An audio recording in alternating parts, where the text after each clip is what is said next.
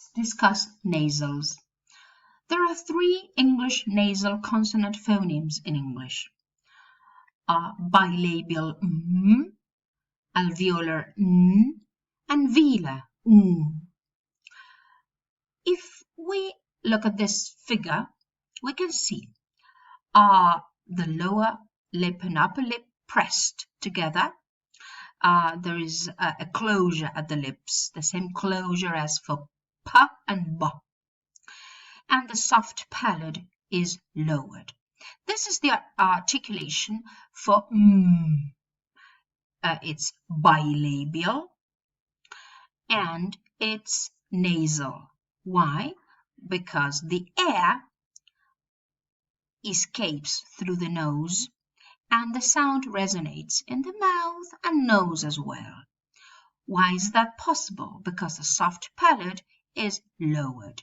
And remember that the soft palate or velum controls nasality. If it's lowered, the air escapes through the nose. If it's raised, it blocks the entrance to the nose and the air resonates in the mouth only. In this case, because it's lowered, it resonates in the mouth and nose as well.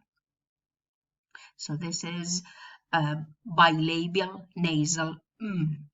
If we have to provide the phonetic features, we say it's voiced, because in its production the vocal cords vibrate.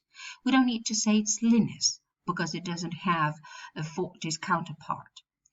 It's bilabial, because the 2 lips are the primary articulators, and it's nasal, because it resonates in the mouth and nose as well. Why? Because the soft palate or velum is lowered. This is alveolar. If you see there, it's the tip and blade of the tongue articulating with the alveolar ridge. There's a stricture of complete closure. There's a closure there, the same closure as for t and d. And the soft palate is lowered, so the air escapes through the nose. The sound resonates in the mouth and nose as well.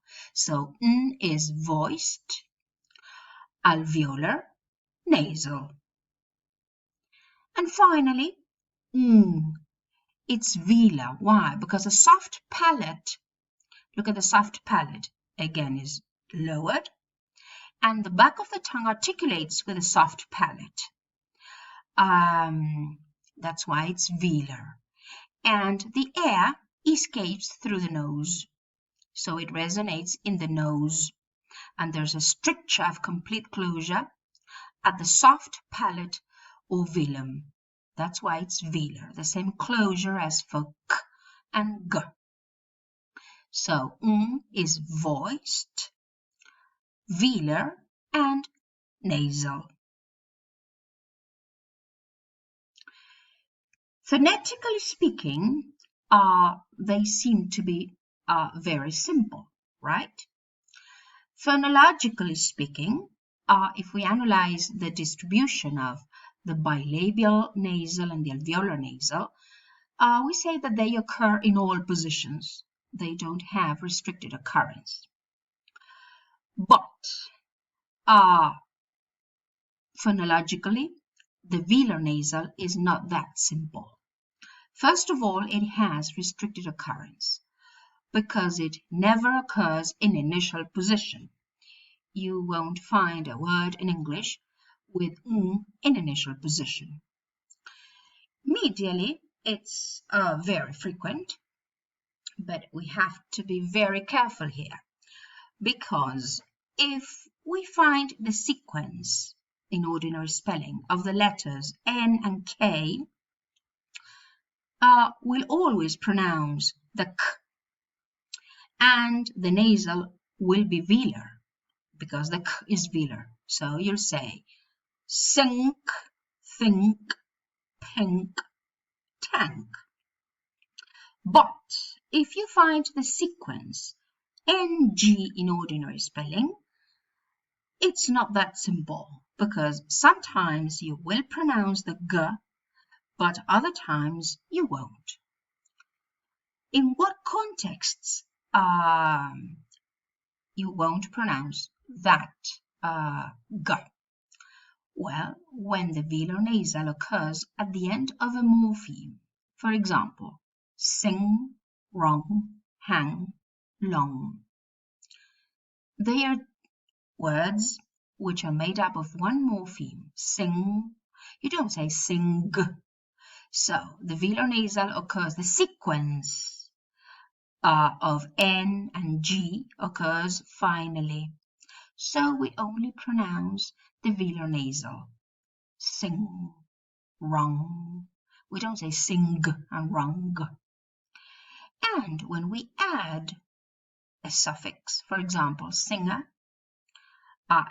to transform the verb into a noun, we have to pronounce singer. We don't have to pronounce the g. Singer. Just the schwa. Singer, hanger, longish.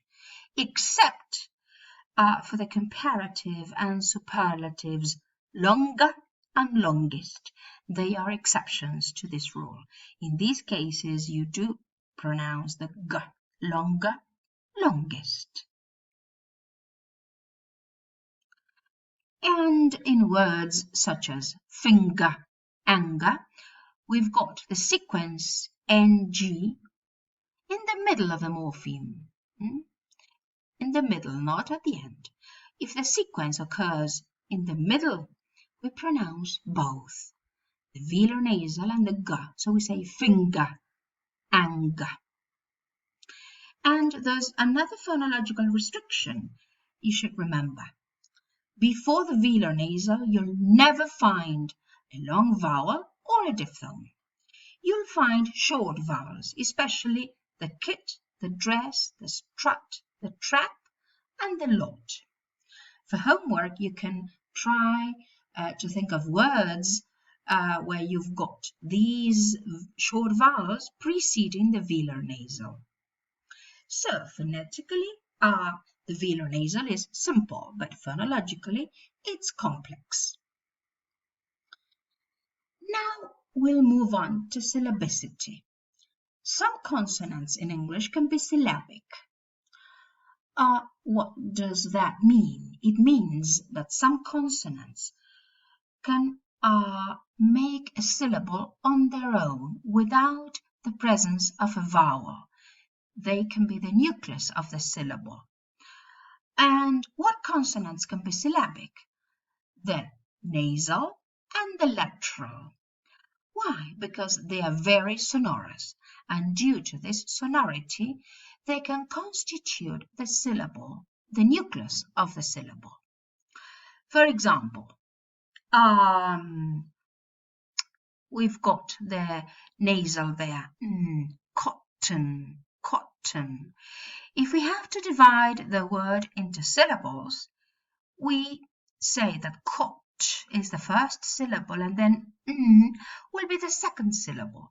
So here we have a syllable made up of a consonant, which is the nucleus of the syllable.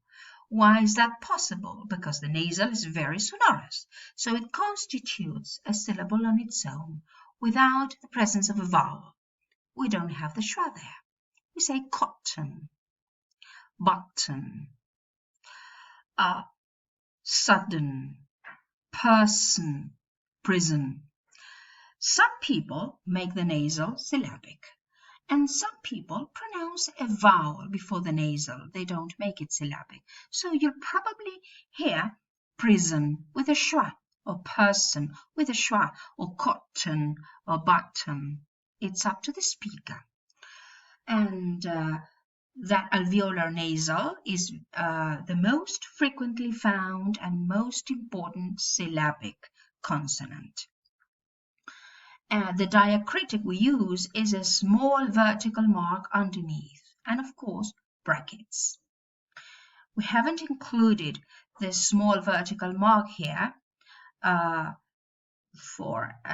because we had problems identifying this diacritic when we recorded this. But you have to remember to write this small vertical mark when you're writing. Now, this syllabic nasal is not common after the lateral and after the affricates, ch and j. So in words such as sullen, you will pronounce a schwa. You won't make the nasal syllabic. Or Christian, you will pronounce a schwa. Or pigeon, you won't make the nasal syllabic. And when you've got clusters formed by nasal plus plosive plus nasal, for example, London, nasal plus a plosive. Now, it's not common to find nasal plus plosive and then another nasal. You will pronounce a vowel there. London, Minton, lantern, abandon. Now, the lateral. In what contexts is the lateral syllabic? When it's preceded by alveolar consonants. For example, cattle, bottle, middle, wrestle, puzzle. And remember that when it's syllabic, it's dark because it has velarized resonance. It resonates at the back. Cattle, bottle, middle, wrestle. And it's also syllabic when it's preceded by non-alveolar consonants. For example, p, g, b, couple, struggle, trouble. What is important to remember here? That the nasals and the lateral can be syllabic as long as the syllable is weak. That is to say that the vowel can be suppressed there, and we make the lateral or the nasal syllabic. So they can be syllabic in weak syllables only.